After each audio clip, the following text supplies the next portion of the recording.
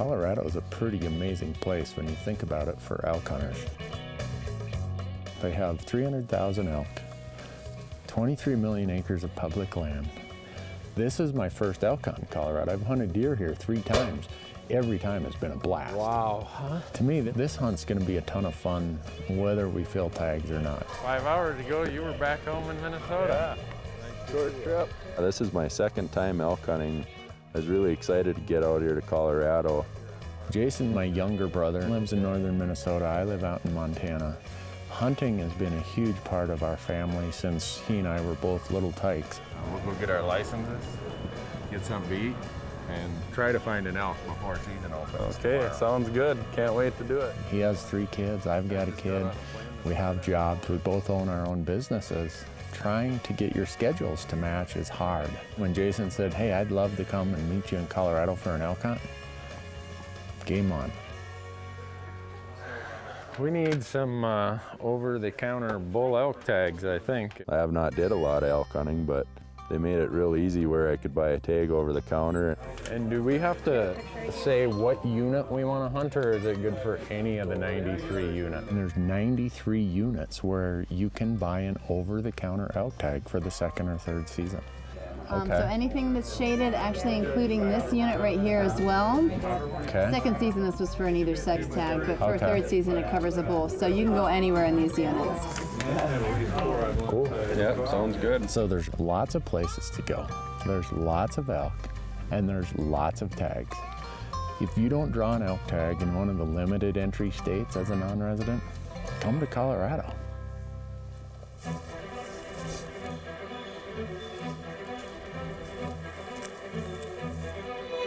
The challenge on this hunt is going to be finding the elk. I've talked to the biologist. He said they got early snow up high that has since melted.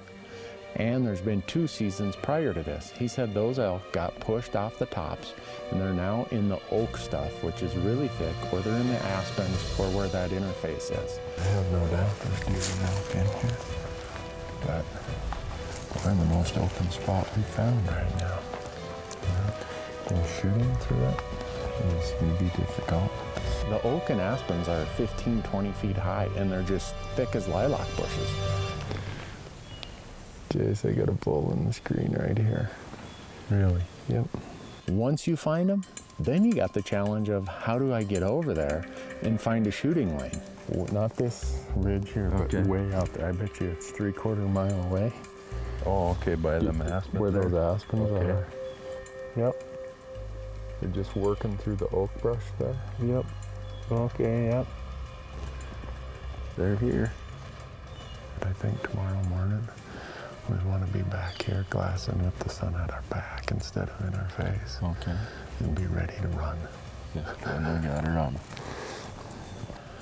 And if we have snow, which we're supposed to get on Tuesday, glassing them would be a whole lot easier. Yeah, a lot easier.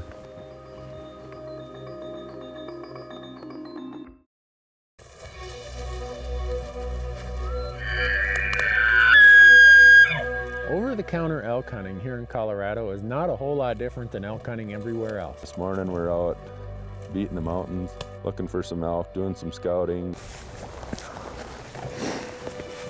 Sorry about this, Jace. I looked on Google Earth and it showed a trail along this ridge. Okay.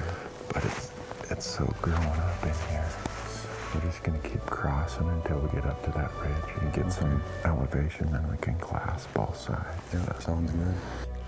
The first thing you want to look for is where are the fewest people? Whether that's because of terrain, whether it's because of access, whether it's because of weather. If you will go that extra step, you will go that mile from the road, you're gonna find elk.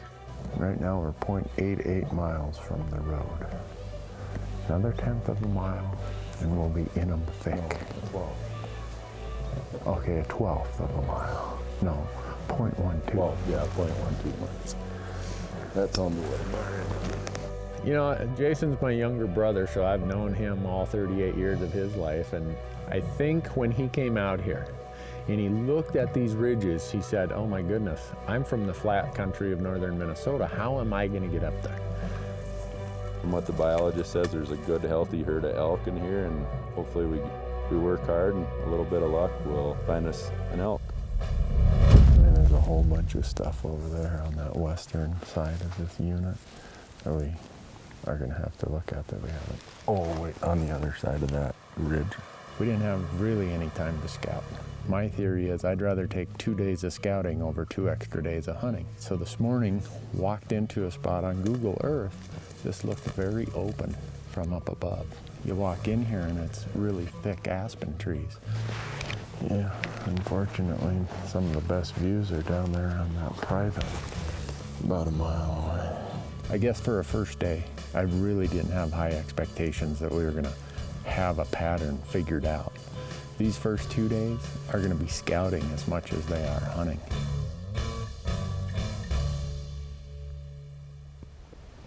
It's a cow. There's a bunch behind her in the oak. Right over there, there's 12 elk up on the hill. Right above all these guys. I think there's more ATVs and hunters down below than there are elk up on the hill. And I don't think they know they are there. And the elk are just standing there watching and listening. One thing you have to get your mindset for when you come to Colorado is lots of hunters. They're down here talking and yakking away. Yeah, they don't have a clue the elk are right above them. Colorado is more of an opportunity state. That's fine. I don't mind having other hunters. I'm not into the exclusive private estate type hunt anyhow. I'm into this is the way America hunts. Most times when I hunt public land, I run into other hunters. And a lot of times they're my ally because I will set up in a manner or a way that they bump animals to me in some way, shape, or form. Other hunters seem to be as much of a benefit to me as they are a detriment. Now what we need to do is go find other spots like this. Okay, where there's not so many people. Either not so many people or just give us more options. Yeah. Because if these hunters blow all these elk over to private, it'll be 2 or 3 days before the elk come back in here. Yeah. And hopefully the hunters will thin out after a day or two. Yeah.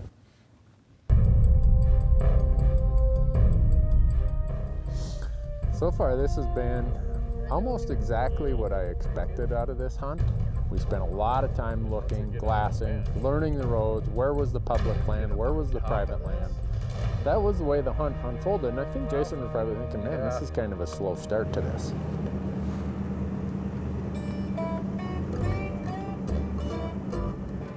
There's no way I'm getting up that hill. I got myself in a real greasy road here. I had no idea it was this greasy. We're gonna have to go forward and find a different spot to turn around. I know, but would you rather slide off here or get stuck up there? I can turn around here. Can I drive? Let me look quick, Randy. He's giving me the, oh, you can turn around here, you can do this. And let's just see how it goes. If the truck just wants to slide this way, then let's go that way.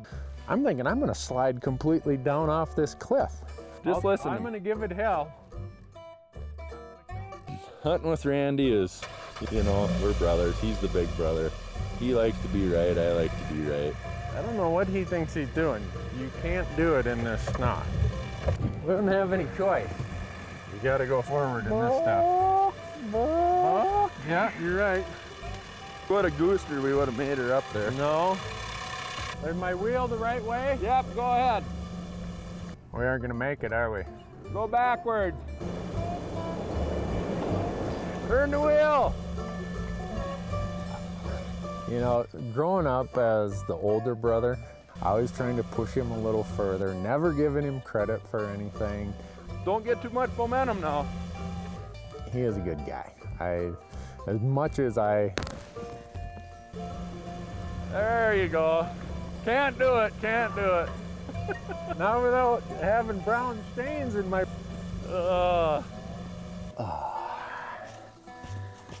He is not a good guy.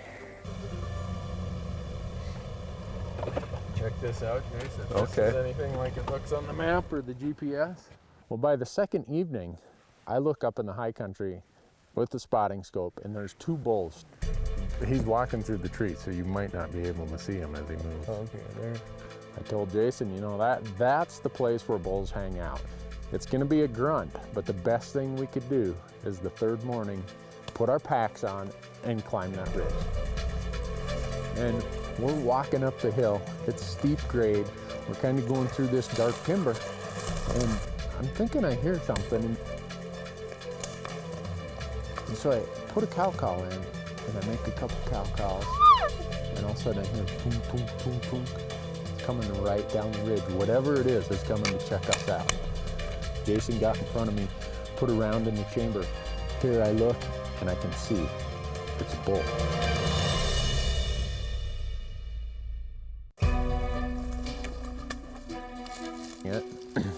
Jason and I spent the first 2 days just glassing, learning areas, looking at where's the elk sign, where are the elk. We glassed a lot of elk. Then the last 2 days was strategy. Let's go in, let's do this, let's go in and hopefully get in on the ones we've glassed.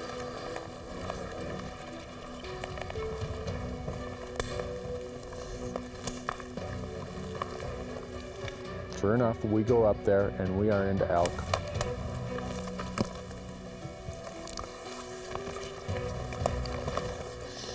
I'm sure it's elk. I just heard some walking. Get a shell in.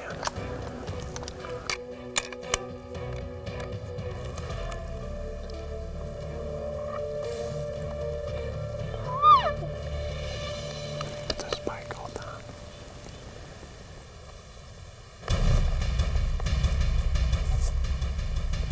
There's a bunch coming behind. Be ready. They're both spikes. All spikes. There comes a bunch more. Hold still and let them get right to us.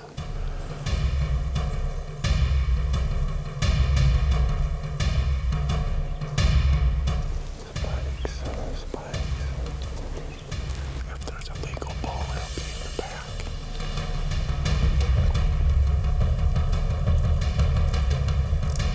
Another spike. Another spike. I think they're all spikes, Chase. One's got a fork, but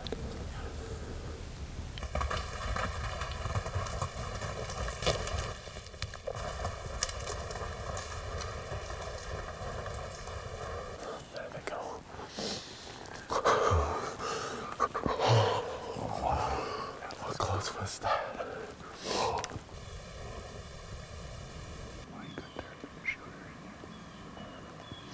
I think you could have got him. That was awesome. I've never been that close to elk in rifle season, ever. That's what happens when you have the wind in your favor. I think Jason's spirits were pretty well bumped after seeing all those elk. Having a string of bulls, even though they were all spike bulls, 7 of them, come walking right up to him 10, 20, 25 yards away. That's exciting. That's why you hunt. Any one of those bulls could have been that legal bull. Oh, that was fun. After that, we're thinking, wow, this is good. We keep doing what we planned on doing. We go across, we get to this little opening, sit there within just a few minutes, and here are some bulls crossing down below us. But the timber is so thick, all you can get is little glimpses of yellow and a little glisten of an antler. And unfortunately, they dropped just below a bench in front of us. Had they come up that bench, or even stopped off to the left, Jason would have had a shot.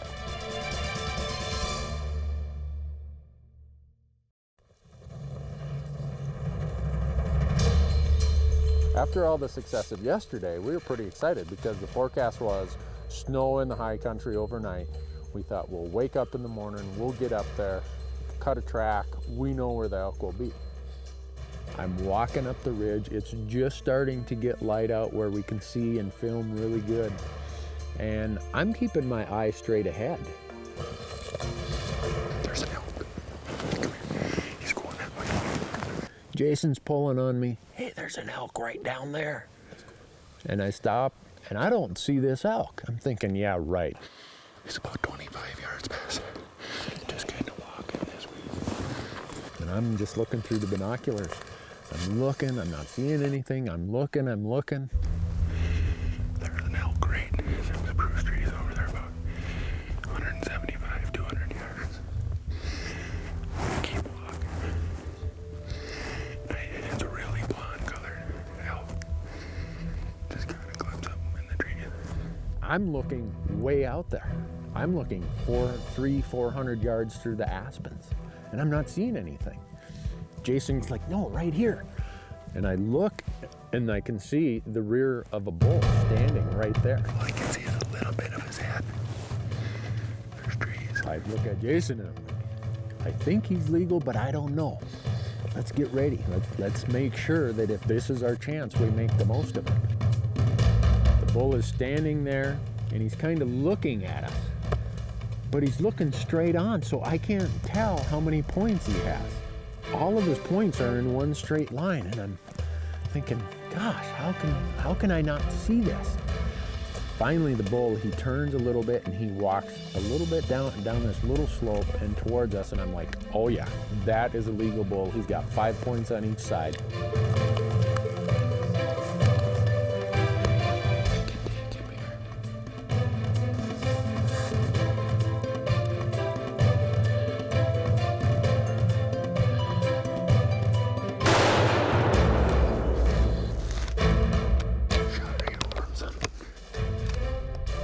I'm like, Jason, shoot him again. Right through the trees. I probably spoke too loud. The bull heard the commotion, said, I think that's people. He turned, and now he starts just walking away from us. I cow called a couple times hoping I could stop him, but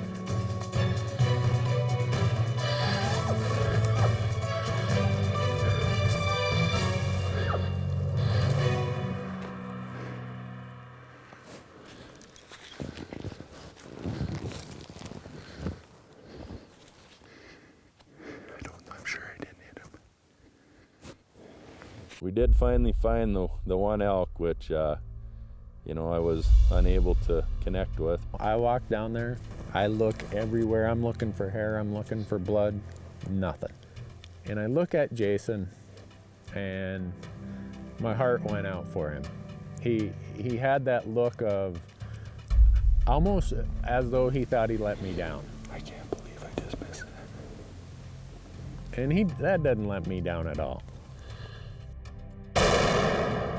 A miss while hunting is part of hunting.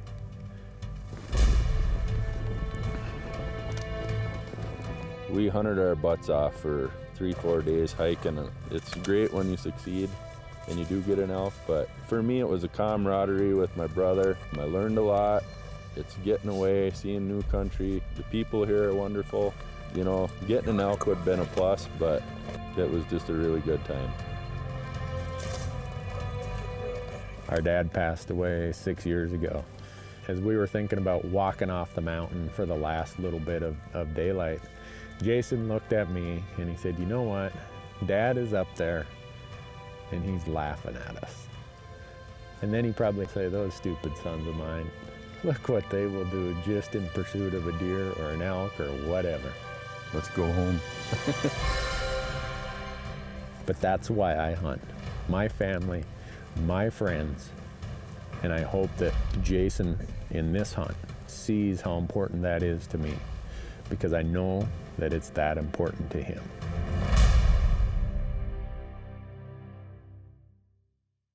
If you're wondering how could I do what I just watched Jason and Randy do, it's easy.